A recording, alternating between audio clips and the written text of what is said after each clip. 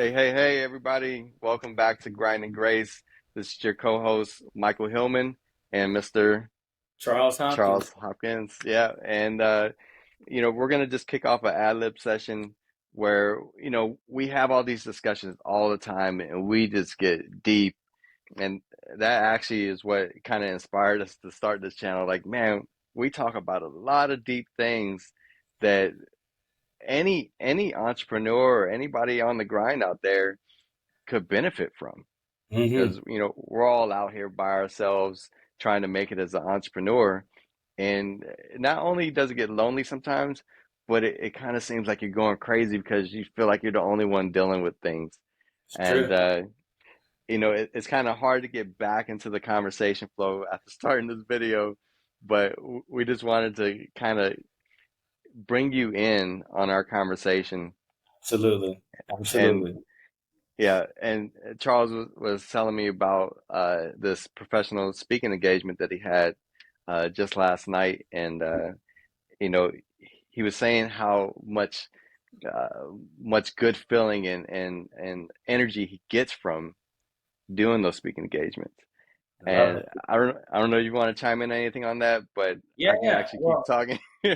Hey, either way. No, everything you're saying is right. And one thing I will chime in on is that, we're definitely grateful to be speaking to you all. And thank you for anyone listening out there. We know we're in the very beginning. But one thing we're very grateful for is this. We're at a point where, we start polling, there's safety in numbers. And if most people out there are employed and the percentage of business owners is, I think there are, oh man, I usually know my stats. And I think if there's 350 million people in America, okay, there's like 3.1 million businesses in America. So it's like 10%. So 90% of the population is employed in some way, form, or fashion, which means most people, if you're a business owner and you're talking to your friends, the likelihood of them being employed by someone is very high. And so when you're asking them stuff, you're going to get conflicting information because the things a business owner deals with is night and day different from a thing that an employee deals with. And you can feel lonely out there to that point, Hillman. So no, thank you for that. But no, go ahead and dive in. We were just talking about, you know, you can give a man a fish, he'll eat for a day. But if you teach a man how to fish, he'll never go hungry again. And so Hillman was bringing up a good point about how he prevents just giving people fish, but he's more than willing to teach them how to fish all day. Yeah. I think that there's more benefit in teaching someone how to fish. Uh, Definitely from this perspective. I'm not coming up with this, and I hope that I paraphrase it correctly, but I actually heard this on another YouTube short, and it was like it spoke to me. I was like, oh my goodness, like I never had that perspective before. Mm. So on the short video, he was saying that if you give somebody, and I gave an example of Charles giving his brother $500 one month, and his brother would be so excited, like, oh man, you gave me $500, thank you very much. But then when he gives it to him the next month, he now builds anticipation in his brother because now he just got it 2 months in a row. And on the third month that he gives him $500, now there's expectation that is now Mm. building. And he's like, oh man. So now he's going to start basing his finances off of this stuff. Like, Right. okay, my brother's giving me $500 a month. I'm expecting it and I'm spending that money. Mm.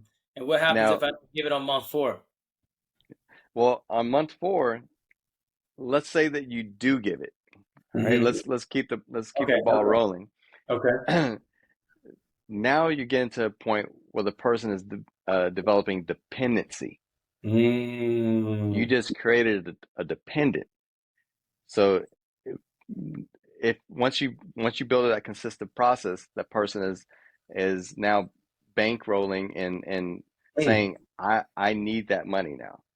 Right. And then on the next go round, if you don't give it to them, now they'll have resentment. It's true.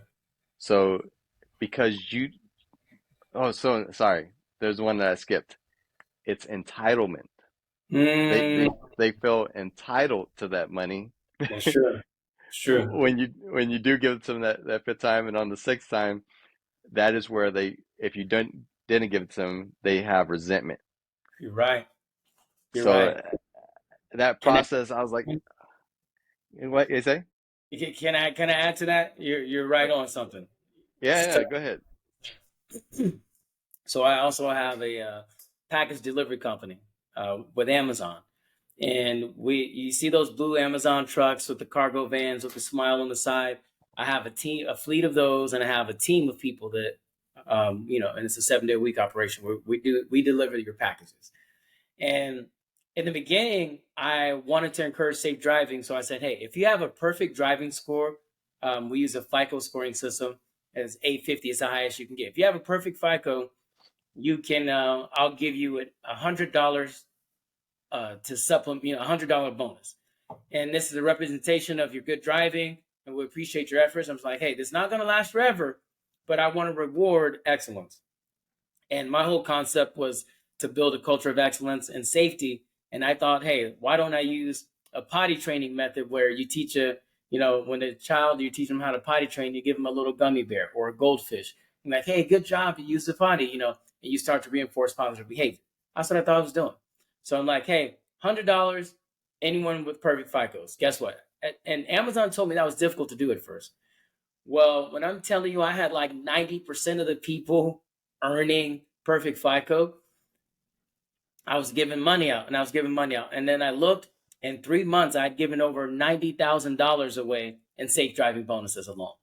And I was like, okay, well, this is good, but now we're at a point where the culture is established and I need to reduce the amount of bonuses. So I started doing like, hey, here's $25 in Amazon stock in the form of a gift card, or here's $25 in any stock. There's something you can buy. We use this app called Stockpile, and next thing you know, people started getting angry. People started bickering. People started trying to post on Reddit like, oh, you got to watch out for this company. They're stealing the bonuses and keeping them for themselves. Dang. And I'm like, what are you talking about? This was never y'all's. Like this was like as a company, you have get weekly ratings, and based on your performance, there are additional bonus incentive that Amazon does provide based on how well your scorecard is doing. And Hmm. so, yes, that was always belonged to the company. And as the owner of the company, that was mine in the beginning. I was sharing with you with, but you're exactly right. I never knew how people were entitled because no other DSPs were giving away even a fraction of what I was giving at that rate. But yet they were making me seem like I was evil for uh, deciding not to give away the whole farm, and Yeah. like, hey, got the culture established, the job is done in there. So job board reviews, people like, watch out for this company. I'm like, oh my goodness. So you're right. So how do you avoid this whole process? Oh, just teaching them how to fish, or don't give more than 2 months in a row, or like how does that work? Just give sporadically. Uh, well, this is not for like an internal process of a business, so it's not like an incentive process in that regard. But Okay. it's more externally on what I do, because people close to you know how well you're doing financially, Mm-hmm. and they feel like they should benefit off of your well doing. Mm-hmm. And I don't give in that perspective where people benefit off of my gain financially, but I'm willing to teach anybody not Mm-hmm. only what I did, but also what they can do. And Mm-hmm. so not only will you get more than I can give you, you can get it residually. And so, like, I even impart things into my son, like Mikey, he's 14 years old. Uh, he's he's he initially started a lawn company where Mm-hmm. him and his friends were going around cutting grass to make money. And he was like, it takes too long, and you got to haul the lawnmower around. He said it's too much for us because we don't have cars, we don't have a vehicle to do that. It's too much. I said you have to find something you can do with the resources that you have. So just a couple weeks ago, him and his friends started a weeding service. So they're going around picking weeds out of people's gardens, and they're making 50 to $100 a day. Hmm. And I was like, man, that is good stuff. You're you came up with that on your own, and you're doing it. That's good, man. So he sees me work. I teach him what I can, but he did that on his own. So he That's knows how good, to fish. Like money would never be limited to him ever again because of that. man. Outstanding. I'm trying to teach my kids how to fish. So, but I have gotten to the point where, me, I love massages. And, I've always said, this is how you know when I've arrived. I'm gonna have a personal massage therapist come to my house every day, and I'm gonna have a room, a spa room, just in my house, and I'm gonna get at least an hour to 2 hour massage every single dingle day Oh because it's man. yeah. So in the meanwhile, until then, when my kids want something, they're like, "Hey, Dad, can you buy me this $50 basketball off Amazon?" Or my daughter's like, "Can you buy me this shirt or these pants?" And I'm like, "Okay, well, you can earn it." And so I say, "Hey, for $1 a minute, you can do some massage." And so and we have these little massage guns or whatever. And my wife bought me a massage table too for my birthday. And so, boom, that's how they're earning money right now, $1 a minute. And so I'm like, hey, don't get used to this, because time is infinitely more valuable than money. But at least this is my way of kind of teaching them. So I guess technically they're making $60 an hour, but Yeah, that's a high pay rate, man. So yeah. so with our kids, we have a chore app that we use, and we give them $1 per chore. Huh. And so they have a list of chores that are posted on their profile each week, and they have the whole week to get that task done, and they Hmm. get $1 per chore. So it'll be simple things like taking out the trash, unloading the dishwasher. Uh, we have a small dog, so the dog has a potty pad, and Mm-hmm. so they'll go out and clean the potty pad every day. Uh, Clean the rooms. They don't get paid for cleaning the rooms. Anything that is their Unique. responsibility solo, they don't get paid for. But any community efforts, they get paid for. Huh. Uh, What's so, the name of so the app, by the way? this one is called S'mores. S'mores? Yeah, Like the treat s'mores? yeah. S'mores chore app. Yeah, Huh. S'mores chores. and, Hmm. and there's they're not representing this video or anything like that. They have nothing No, to no, no, do. no. There's Yeah, we're not getting paid from. I would love to get paid from them, but yeah. no, Hey, yeah, there's no s'mores. advertising. You know? Yeah, hit us up, S'mores app. Yeah. Um, but no, so there's multiple apps out there. Any app would do. But I was just saying that that gave us the ability to get chores done in the house, then benefit from it. And so with that money, we don't give them money. I've never given our kids a dime. Hmm.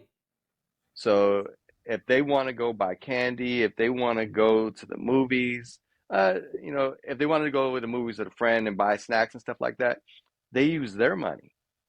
If they want the new fresh Jordans and all that kind of stuff, I'm not gonna. I'm probably the cheapest person you've ever met when it when it comes to spending money, but I'm not gonna give them, $100 to buy a pair of shoes. So they have to take that out of their money that they earned so that they can see that money deplete from their account Hmm. so that they feel the ouch. Because buying a pair of J's when you're a kid, like that's a lot of money. Yeah. Like I had to work for 4 months to get this money, and they need to get that. Yeah. So to understand the value of money, that's good. Yeah. Well, sorry guys, we reached our limit again on our video time. So yeah, we keep doing that. We have a lot of things to say, and I hope it's benefiting everybody that's viewing this. But we appreciate you for watching. Hit the like and subscribe button, share it out to a friend, and we love you. God bless. We love ya.